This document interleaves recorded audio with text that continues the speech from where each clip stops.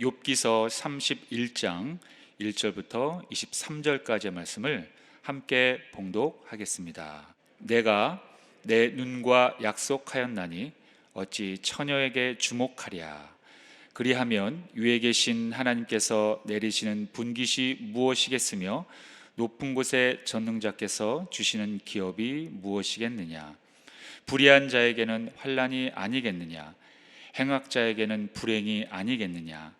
그가 내 길을 살피지 아니하시느냐. 내 걸음을 다 세지 아니하시느냐. 만일 내가 허위와 함께 동행하고 내 발이 속임수에 빨랐다면 하나님께서 나를 공평한 저울에 달아보시고 그가 나의 온전함을 아시기를 바라노라. 만일 내 걸음이 길에서 떠났거나 내 마음이 내 눈을 따랐거나 내 손에 더러운 것이 묻었다면 내가 심은 것을 타인이 먹으며 나의 소출이 뿌리채 뽑히기를 바라노라. 만일 내 마음이 여인에게 유혹되어 이웃의 문을 엿보아 문에서 숨어 기다렸다면 내 아내가 타인의 맷돌을 돌리며 타인과 더불어 동침하기를 바라노라. 그것은 참으로 음란한 일이니 재판에 회부할 죄악이요 멸망하도록 사르는 불이니 나의 모든 소출을 뿌리채 뽑기를 바라노라. 만일 남종이나 여종이 나와 더불어 쟁론할 때에 내가 그의 권리를 저버렸다면 하나님이 일어나실 때에 내가 어떻게 하겠느냐. 하나님이 심판하실 때에 내가 무엇이라 대답하겠느냐. 나를 태 속에 만드시니가 그도 만들지 아니하셨느냐. 우리를 뱃속에 지으시니가 한 분이 아니시냐. 내가 언제 가난한 자의 소원을 막았거나 과부의 눈으로 하여금 실망하게 하였던가. 나만 혼자 내 떡덩이를 먹고 고아에게 그 조각을 먹이지 아니하였던가. 실상은 내가 젊었을 때부터 고아 기르기를 그의 아비처럼 하였으며 내가 어렸을 때부터 과부를 인도하였노라. 만일 내가 사람이 의복이 없이 죽어가는 것이나 가난한 자가 덮을 것이 없는 것을 못 본 채 했다면 만일 나의 양털로 그의 몸을 따뜻하게 입혀서 그의 허리가 나를 위하여 복을 빌게 하지 아니하였다면 만일 나를 도와주는 자가 성문에 있음을 보고 내가 주먹을 들어 고아를 향해 휘둘렀다면 내 팔이 어깨뼈에서 떨어지고 내 팔뼈가 그 자리에서 부스러지기를 바라노라. 나는 하나님의 재앙을 심히 두려워하고 그의 위엄으로 말미암아 그런 일을 할 수 없느니라. 아멘. 네, 저는 오늘 방금 읽은 말씀을 통해서 욥의 경건함이라는 제목으로 함께 말씀을 나누길 원합니다. 오늘도 역시 욥은 자신의 무죄함을 주장하고 있습니다. 욥은 모두 3번에 걸쳐서 친구들과 논쟁을 하게 됩니다.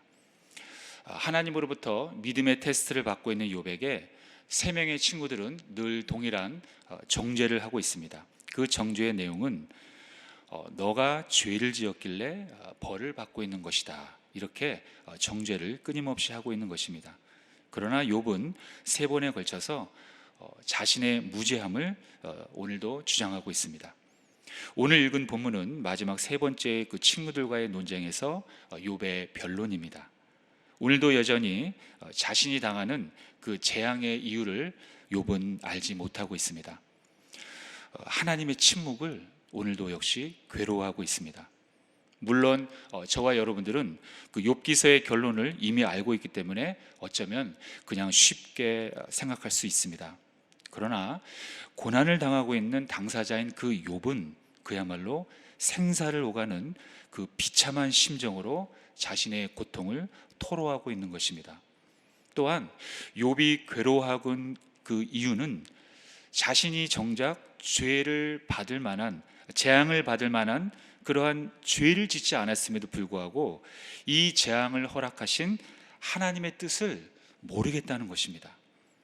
그래서 그 뜻을 알기 위해서 생명을 건 그러한 괴로움의 몸부림을 오늘도 역시 욥은 치고 있는 것입니다. 오늘도 욥이 자신의 무죄를 고백하는데 오늘은 특별히 그 중에서도 음행에 관해서, 그리고 이웃의 약자들을 향해서 자신은 죄를 짓지 않고 오히려 돌보았음을 자세히 고백하고 있습니다. 오늘 우리는 욥의 고백을 살펴보면서 그동안 욥이 하나님의 말씀에 순종하여 경건한 삶을 살아왔음을 우리는 엿볼 수 있습니다. 하나님께서는 일찍이 욥기 1장에서 욥은 온전하고 정직하고 또 하나님을 경외하는 자라고 칭찬하신 바 있습니다. 욥기서 1장 8절에 보면 이렇게 나와 있습니다. 그와 같이 온전하고 정직하여 하나님을 경외하며 악에서 떠난 자는 세상에 없느니라. 이렇게 하나님께서 욥에 대해서 칭찬하셨습니다. 오늘 우리는 이렇게 자신의 경건한 삶을 주장하는 욥의 모습을 보면서 우리도 이 세상을 살아갈 때 어떠한 모습으로 경건함을 지켜야 하는지 함께 말씀을 통해 나눠보길 원합니다. 자, 첫 번째로 욥은 음행의 죄를 짓지 않았다고 오늘 고백하고 있습니다. 이것이 바로 오늘 얘기하는 욥의 경건함입니다. 그런데 여기서 우리가 주목할 점은 욥은 자신의 시선을 먼저 이야기합니다. 오늘 1절에 보면 욥은 이렇게 고백합니다. 내가 내 눈과 약속하였나니 어찌 처녀에게 주목하랴. 욥은 먼저 자신의 시선이 처녀에게 주목하지 않았다고 고백하고 있습니다. 여기서 시선은 우리가 그 바라봄을 말하는 것인데 그것은 곧 음욕을 품는 것을 의미하고 자기 자신은 그 마음속으로도 간음하지 않았다는 것을 고백하고 있는 것입니다. 자신의 시선이 처녀를 바라볼 때 그 죄악을 품을 수 있기 때문에 처녀에게 아예 주목하지 않기로 자기 눈과 약속했다는 것입니다. 욥은 행동하지 않아도 마음속으로도 죄를 지을까 바로 조심했다는 것입니다. 그런데 이것은 후에 예수님께서 말씀하신 마태복음 5장 28절에 있는 음욕을 품고 여자를 보는 자마다 마음에 이미 간음하였느니라 라는 말씀과 또 일치하기도 합니다. 우리의 시선이 중요한 이유는 바로 여기에 있습니다. 우리가 바라보는 것이 곧 마음에 품게 되고 또 마음에 품은 것을 우리는 거의 대부분 행동으로 옮겨지기 때문입니다. 그래서 하나님은 우리의 마음의 중심을 가장 먼저 보신다는 것을 우리는 꼭 기억해야 합니다. 그래서 우리가 무엇을 바라보냐에 따라 우리의 인생이 결정되어진다는 것입니다. 하와가 뱀의 거짓말에 속아서 선악과를 먼저 바라보면서 그러한 악한 마음을 품었던 것을 우린 기억하고 있습니다. 창세기 3장 6절에 보면 여자가 그 나무를 본즉 먹음직도 하고 보암직도 하고 지혜롭게 할 만큼 탐스럽기도 한 나무인지라 이렇게 기록하고 있습니다. 뱀의 거짓말에 넘어간 하와는 선악과를 먼저 보면서 범죄할 마음을 품었다는 것입니다. 먼저 그 나무를 보았기 때문입니다. 그래서 우리는 우리의 그 바라봄을, 우리의 시선을 아주 소중하게 잘 다뤄야 합니다. 우리는 우리의 육신의 건강을 아주 소중하게 생각하고 아주 아낍니다. 그거와 마찬가지로 우리의 시선도 아주 소중하게 여기고 함부로 다뤄서는 안 된다는 것입니다. 그런데 많은 사람들이 자신의 몸은 그렇게 아끼고 소중히 다루면서 자신의 시선은 그만큼 소중히 여기지 않습니다. 함부로 다룹니다. 대수롭지 않게 여깁니다. 그냥 쉽게 여깁니다. 아무거나 막 보고 거리낌이 없습니다. 우리가 한번 본 것은 뇌에 남게 되고 또 기억하게 되고 그리고 대부분 행동으로 옮겨질 확률이 매우 높다고 합니다. 저는 과거 학창 시절에 참 영화를 많이 보고 또 영화를 보는 것을 굉장히 좋아했었습니다.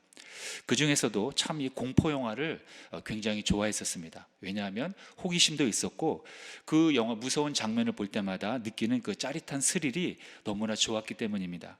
그런데 어느 날 하나님께서 주시는 마음을 깨닫게 되었습니다. 그것은 그러한 영화들 속에서 나오는 그러한 모습들과 그러한 세계관은 하나님이 절대로 기뻐하시지 않는다는 사실을 알게 되었습니다.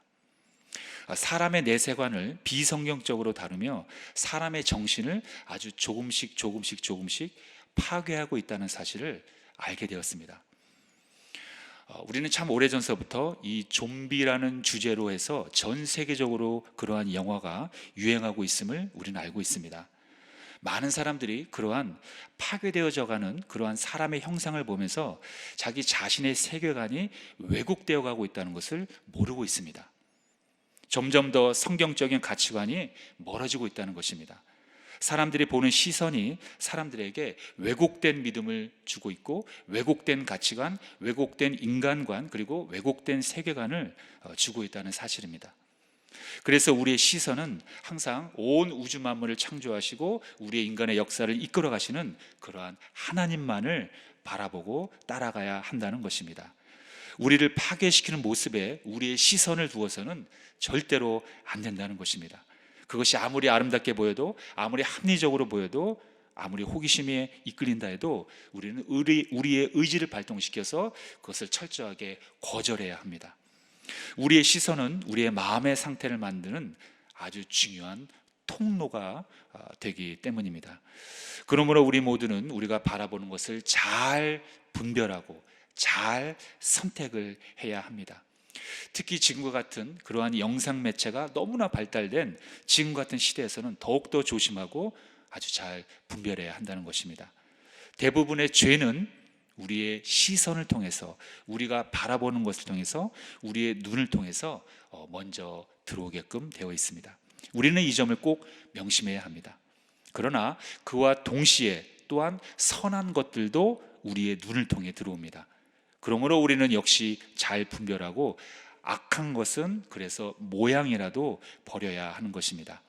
그리고 우린 그 대신 이 세상을 이기신, 이 세상을 승리하신 우리의 믿음의 완성자, 바로 예수 그리스도만을 바라보아야 한다는 것입니다. 히브리서 12장 2절에 보면 이렇게 나와 있습니다. 자, 함께 읽겠습니다. 시작. 믿음의 주요 또 온전하게 하시는 이인 예수를 바라보자. 아멘. 십자가로 우리의 죄값을 지불하시고 부활로 세상을 승리하신 예수님께 우리의 시선을 고정한다면 우리도 욥과 같은 그러한 경건함을 유지할 수 있다는 것입니다. 주님은 당신을 바라보는 자들에게는 바로 살 길을 열어주시기 때문입니다. 오늘 욥은 처녀에게 주목하지 않기로 자신의 눈과 약속했다는 표현을 씁니다. 그만큼 자신의 시선을 지키기로 자기 스스로가 결정했다는 의미입니다. 사람이 바라보는 시선이 얼마나 중요한가를 욥은 이미 알고 있었던 것입니다. 여러분들도 여러분들의 소중한 시선을 세상의 죄악이 아닌 우리 믿음의 완성자이신 바로 예수 그리스도께 고정하시길 바라겠습니다. 우리의 결단과 각오로는 죄를 이길 수가 없습니다. 그냥 착하게 산다고 죄를 이기는 것도 아닙니다. 죄는 오로지 우리의 시선이 주님만을 바라볼 때 승리할 수 있는 것입니다. 마치 광야에서 독사에 물려 죽어가는 이스라엘 백성들이 모세가 만든 그 놋뱀을 바라볼 때 살아난 것처럼 우리는 예수 그리스도만을 바라보아야 하는 것입니다. 자, 그리고 두 번째로 욥의 경건함은 또 이렇게 표현하고 있습니다. 사회적 약자를 보살폈다고 오늘 욥은 고백하고 있습니다. 욥은 자신의 힘과 지위를 이용해서 남종이나 여종과 같은 사회적으로 약한 자들을 함부로 대하지 않았다고 오늘 고백하고 있습니다.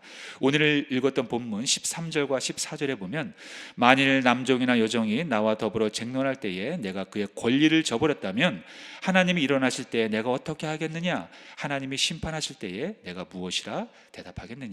이렇게 말하고 있습니다. 이 내용을 보면 이때 당시에도 자신의 지위와 그 권력을 이용해서 약한 자들을 함부로 대하고 어떤 부당이익을 취하는 자들이 있었다는 것을 우리는 알 수 있습니다.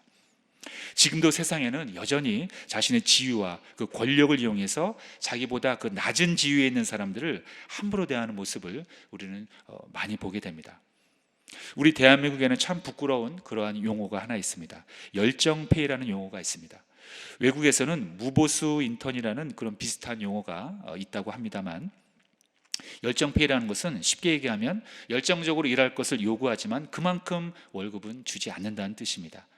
일을 시킬 때는 열정적으로 열심히 해줄 것을 요구합니다. 그러나 그에 대한 사례는 그만큼 많지 않음을 꼬집는 그런 대한민국의 사회 문제를 꼬집어주는 그러한 용어입니다. 왜 이런 용어가 우리에게 나왔을까요? 그것은 바로 이 세상을 오직 계급으로만 보는 원리라는 것입니다. 자기보다 계급이 낮은 사람은 함부로 다뤄도 괜찮다는 그러한 사상에서 나온 생각이라는 것입니다. 그렇기 때문에 이 계급으로 조직된 공동체에서 오히려 이러한 부당한 일들이 더 많이 일어난다고 사회학자들은 이야기합니다. 무보수는 물론이고 어떤 성희롱과 또는 성폭행 아니면 인격을 무시한다거나 아니면 어떤 큰 사고가 났을 때 그러한 계급이 낮은 사람에게 그 책임을 전가하는 등 여러 가지 부당한 일들을 당하게 한다는 것입니다. 우린 최근 들어서 이러한 사고들이 너무나 많이 일어나고 있음을 접하고 있습니다. 특히 공공단체에서 이러한 사고들이 날 때마다 우리는 참 많은 안타까움을 갖게 됩니다. 그래서 사회학자들은 바로 이러한 사고의 이유가 바로 사람과 그리고 이 세상의 구조를 오직 계급으로만 나누는 사상이 지배하기 때문이라는 것입니다.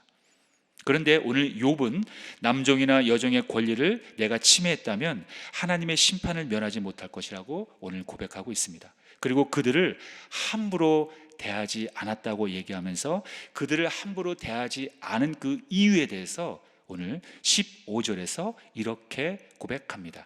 자, 함께 읽겠습니다. 오늘 본문 15절 시작. 나를 태 속에 만드신 이가 그도 만들지 아니하셨느냐?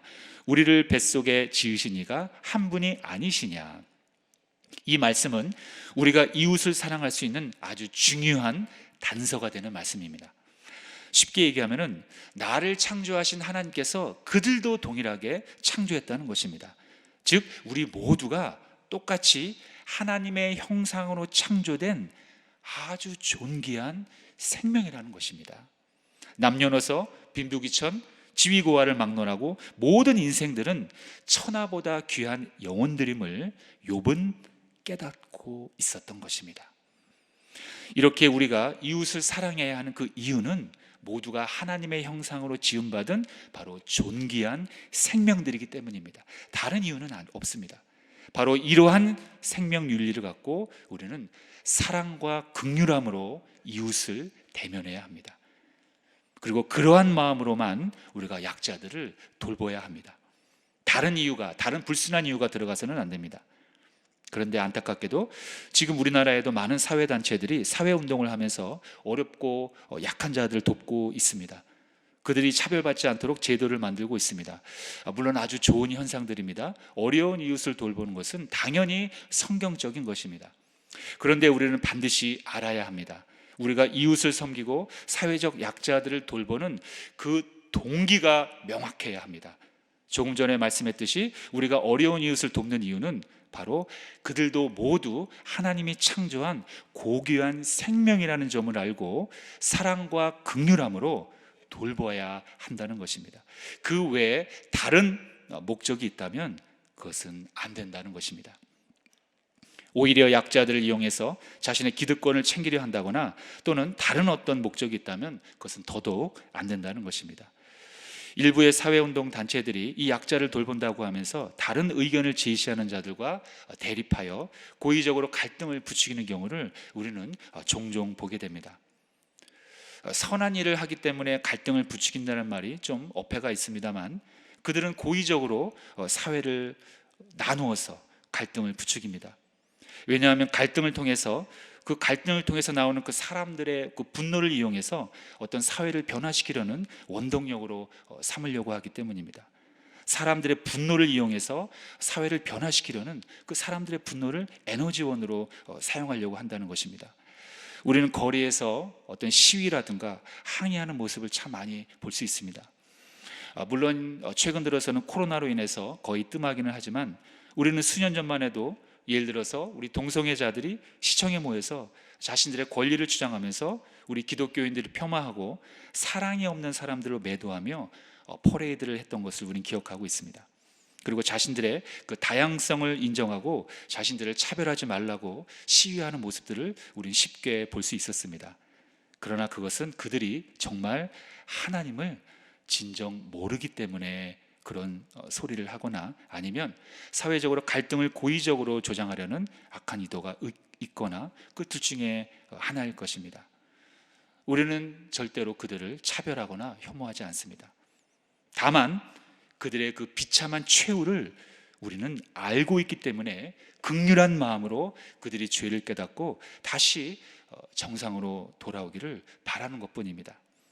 하나님의 형상이 파괴되어가는 저들의 모습 속에서 처참한 앞날을 우리는 보이기 때문입니다. 그 비참한 노후와 잃어버린 건강, 그리고 피폐해진 그 사람들의 그 정신 세계가 너무나 불쌍하고 안타깝기 때문에 그렇다는 것입니다. 그들의 인생을 그 누구도, 사회도, 어떤 사람도 보상해 주지 못한다는 것을 그들은 아직도 모르고 있기 때문입니다. 그런 안타까운 마음에서, 긍휼의 마음에서 저들을 우리가 회유하는 것이지 절대로 차별하거나 혐오하는 것이 아니라는 것입니다. 오늘 욥은 사회적 약자들을 돌보아야 한 그 이유를 분명히 말씀하고 있습니다. 저들도 하나님이 창조한 영혼들이기 때문이라고 오늘 15절에서 고백한 것입니다. 우리도 역시 이 욥처럼 오직 이 마음으로 우리의 이웃을 돌아보고 이웃을 섬겨야 할 줄을 믿습니다. 그렇게 한다면 우리도 사랑과 긍휼함으로 이웃을 돌볼 수가 있는 것입니다. 자, 마지막 세 번째로 욥의 경건한 모습을 보겠습니다. 욥은 가난한 자를 도와주고 불쌍한 사람들을 외면하지 않았다고 오늘 고백하고 있습니다. 욥의 친구 엘리바스는 22장에서 이렇게 얘기합니다. 욥, 너가 고난당하는 이유는 가난하고 불쌍한 사람들 돌보지 않았기 때문이야. 그래서 하나님의 심판을 받는 거야. 이렇게 욥을 정죄했습니다. 그런데 욥은 오늘 자신은 그런 악을 행하기는커녕 도리어 그들에게 자비를 베풀었다고 오늘 고백하고 있습니다. 욥은 23절에서 그가 이처럼 가난하고 불쌍한 자들 도와준 이유에 대해서 말하고 있습니다. 그것은 하나님의 재앙이 두려웠기 때문이라고 말합니다. 오늘의 본문 23절에 보면 나는 하나님의 재앙을 심히 두려워하고 그의 위엄으로 말미암아 그런 일을 할 수 없느니라. 여러분, 욥은 하나님을 경외했던 인물입니다. 경외라는 말은 하나님을 존경하지만 그와 동시에 거룩한 두려움을 느낀다는 의미가 있습니다. 욥은 하나님을 경외했습니다. 그러므로 하나님의 그 무서운 심판을 이미 알고 있었던 것입니다. 그래서 가난한 자들과 고아와 과부를 돌보았던 것입니다. 잠언 14장 31절에도 동일한 내용이 있습니다. 가난한 사람을 학대하는 자는 그를 지으신 이를 멸시하는 자요, 궁핍한 사람을 불쌍히 여기는 자는 주를 공경하는 자니라. 이렇게 말씀하고 있습니다. 우리의 소망은 절대로 물질에 있지 않습니다. 물질로 소망을 삼는 것은 지극히 헛되고 어리석은 일입니다. 우리는 물질을 통해 어려운 이웃을 돕고 하나님의 영광을 드러내는 도구로 사용할 뿐입니다. 물질은 당연히 이 땅에서 우리가 필요한 것이긴 하지만 영원하진 않습니다. 하나님의 나라에서는 물질이 필요 없습니다. 그래서 하나님은 영으로 존재하시기 때문에 당신을 물질로 형상화하지 말라고 우리에게 엄중하게 말씀하셨습니다. 물질은 하나님이 창조하신 피조세계일 뿐입니다. 우리는 피조물을 섬기는 것이 아니라 그 피조세계를 창조하신 하나님을 섬겨야 하는 것입니다. 물질은 섬김의 대상이 아니라 이 땅에서 소외된 사람들을 도와주는 도구일 뿐입니다. 그리고 주님께 인도할 수 있는 통로로 우리가 사용해야 하는 것입니다. 그런 의미에서 우리 분당교회에서 실시하는 이 착한 교회 프로젝트와 같은 그러한 행사는 그야말로 이 물질을 우상으로 섬기는 이 세상에서, 세상의 입장에서 볼 때는 역행하는 일일 것입니다. 그러나 그 역행은 거룩한 역행이고 하나님이 기뻐하시는 역행입니다. 우리는 이 마지막 시대에서 하나님의 사랑을 잃어버리고 헐벗고 굶주린 사람들, 그리고 마음의 상처로 절망하는 그러한 소외된 사람들에게 우리가 먼저 다가가야 합니다. 왜냐하면 오늘 욥이 고백한 것처럼 그들도 우리와 똑같이 동일하게 하나님으로부터 창조된 하나님의 생명, 하나님의 영혼이기 때문입니다. 우리가 한 해를 마무리하는 이 시점에서 우리의 경건함을 돌아보아야 할 때인 것 같습니다. 욥이 오늘 고백한 자신의 경건한 삶에 대해서 우리 자신도 성찰해 보아야 할 것입니다. 이렇게 진정한 경건함이란 바로 자신의 시선을 돌아볼 뿐 아니라 이웃을 사랑하고 소외된 이웃을 함께 돌아보는 것입니다. 그래서 이제 여러분들 모두가 욥과 같은 이러한 경건함을 갖고 실천함으로 인해서 남은 2021년도의 하루하루를 주님과 함께 승리하시길 예수님의 이름으로 축원드리겠습니다. 기도하겠습니다.